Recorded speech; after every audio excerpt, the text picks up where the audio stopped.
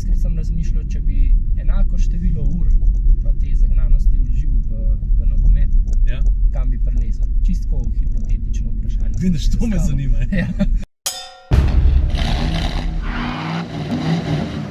A ti kaj bi njej dal? Dobro jutro. Izma? Prostor. Komanda. A veš, kakšni vikendi so malo bolj zanimivi kot drugi? In danes mislim, da bo precej zanimiv s telim Škorcem tam nazadnji. Drugače moja hčerka, Ava Dalin, se bo odpeljala na gorenjski konc, keprke po Kluki. A veš zakaj? Ker nimaš vsak dan priložnosti, da te streljati nauči dobitnik olimpijske kolajne. Pa svetovni prvak tudi. No? Are we good? Alright. Ampak najprej pa zajtrk, pa popičimo.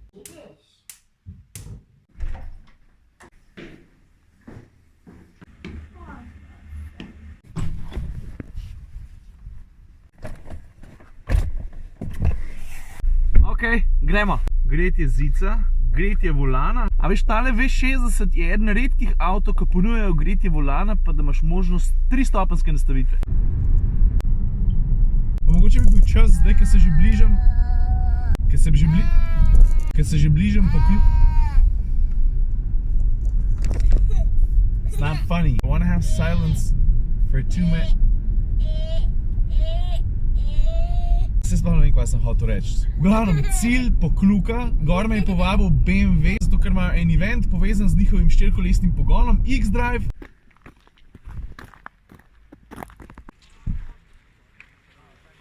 No, na tem prvem poligonu imaš preizkus 4-kolesnega pogona, pa pravzaprav obnašanje vozila na snegu, imaš X1 pa X2. Prva stvar, spuščanje po klancu brez zaviranja.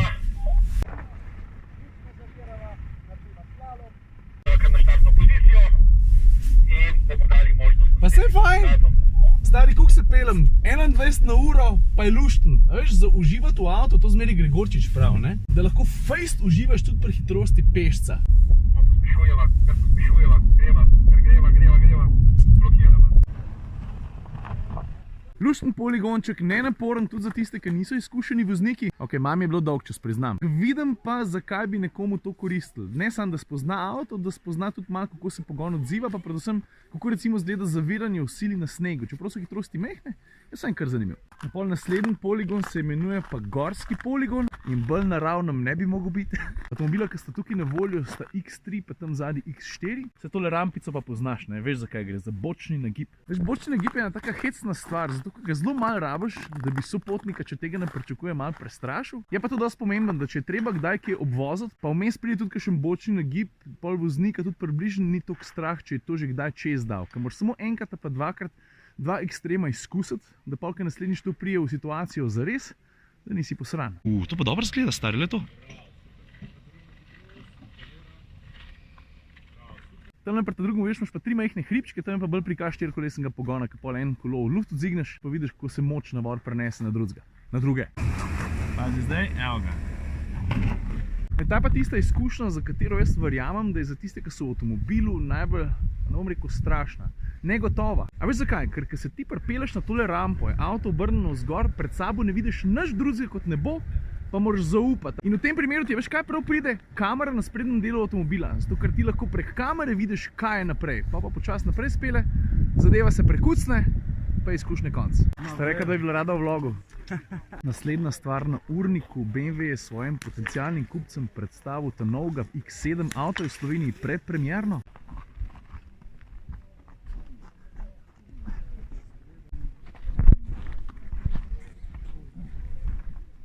Kar gužva okoli avta, Kaj pa zdaj na vrst? Streljati. Zrihtali so nam enega učitelja, jaz nisem prepričan, če ded zna. Pa dobro, ajde, dajmo mu šanso, prav. A še pa ful hecno, ti dajo en papir v roke, pa pravi, da napiš se, pa sem se napisal, da bi rad streljal, pa sem bil ene 7 v vrsti, pa sem rekel, okej, da mi je dosti časa, da se malo pomirim, pa kar naenkrat ena z BMW reče, Ciril, ti ste prvi. Jaz tako, ne, jaz sem ta 7. Ne, boš ta prvi. Aha, vsi gledajo zdaj, komotor bo streljal, pa Jako fakt čaka, ajde, da te vidimo.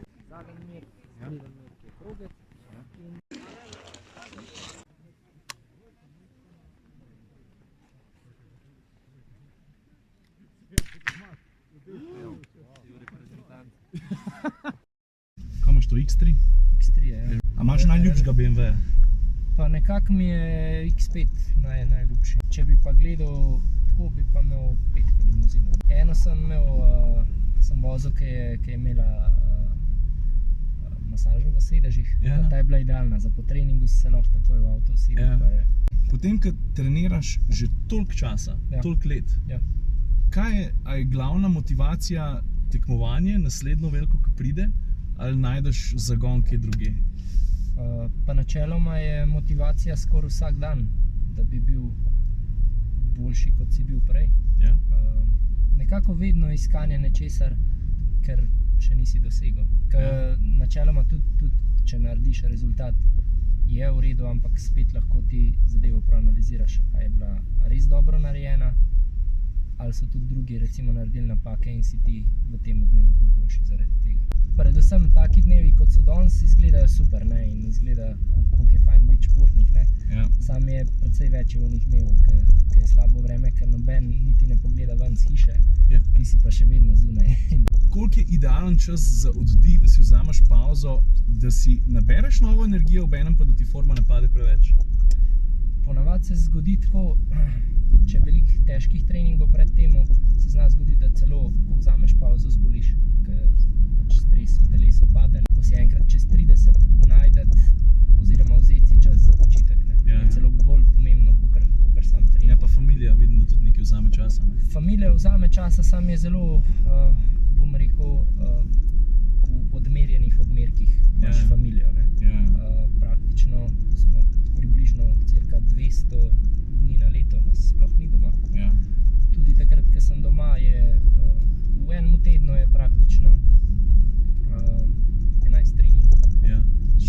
Kaj pa gruntaš za nazaj, kaj misliš, da je tvoj največji uspeh v življenju? A boš črpal tukaj iz športne plati? Ta neka vztrajnost, ker sem imel dosti, bom rekel, tudi slabih sezon, ker sem bil praktično skoraj celo sezono bolan, pa še vedno sem se nekako vračal nazaj. Nočem nikoli, recimo, se predati, ker si na najnižji točki. Razumem. Zdaj si starejši, neprimerno več izkušenj imaš. Kaj veš danes, pa bi si želel, da bi vedel, ko si bil star, ne vem, 17-18? Pa praktično, če sem čisto iskren, že takrat sem natančno vedel, kaj želim od življenja, in je to točno, kar danes počnem. Kar bi bilo drugače, bi bilo mogoče, da bi dostikrat si vzel malo več časa zase, ali pa sebe dal v prvo vrsto, ne pa tako skrbel, da so vsi okrog mene bolj zadovoljni, kakor jaz sam. Da načeloma sebe dam v nek drug ali tretji plan, sam da naredim tisto, kar se zahteva od mene, da bojo vsi zadovoljni, potem šele jaz. Kje si pa čez 10 let? Čez 10 let, če bi me vprašal, zdaj sem 31, jaz bi bil še vedno v športu. Sam vprašanje, koliko bo telo zdržalo še tak način življenja in te napore. Vedno je tako, starejša je mašina, več je treba vzdrževati. Dajmo reči, da si star 15 let, pa da biatlon ne obstaja. Želiš si športati, ker si verjetno tak tip človeka? Kaj je šport številka 2 ali pa šport številka 3? Kam bi šel? A bi se usmeril, kaj? Pa tako, če bom čisto iskren, dostikrat sem razmišljal, če bi enako število ur pa te zagnanosti vložil v nogomet, kam bi prilezel. Čisto hipotetično vprašanje. Vidiš, to me zanima. Na Hrvaškem je recimo sem vedno navijal za Dinamo. Bil je blazno zanimivo, oziroma najbolj zanimivo obdobje, ko je še Luka Modrić igral. Potem sem pa tudi začel spremljati in Real in Inter, ko Perišić igra. Otroka imaš, oprosti, niti ne vem, fantek ali punčka? Punčka. Koliko je pa stara? 2 leti pa pol. Če boš želela, jo boš podpiral ali bi jo usmeril v kakšen šport ali kakšno imaš mnenje o tem? Bi jo usmeril, pa predvsem bi jo najlažje podprl v tem, kar jaz počnem, ker to najbolj poznam, ampak ne glede na to, v vsakem drugem športu bi predvsem bil zadovoljen, če bi lahko bilo nekaj športnega duha v njej in da bi ga znala pravilno usmeriti. To je dosti pomembno. Ja, tako. Da bi znala v bistvu ta svoje telo, če bi hotela pač v športu nekaj doseči, lepo pripraviti, pa vseeno ohraniti s čim manj poškodb in drugih stvari. Jakov, thanks. Hvala.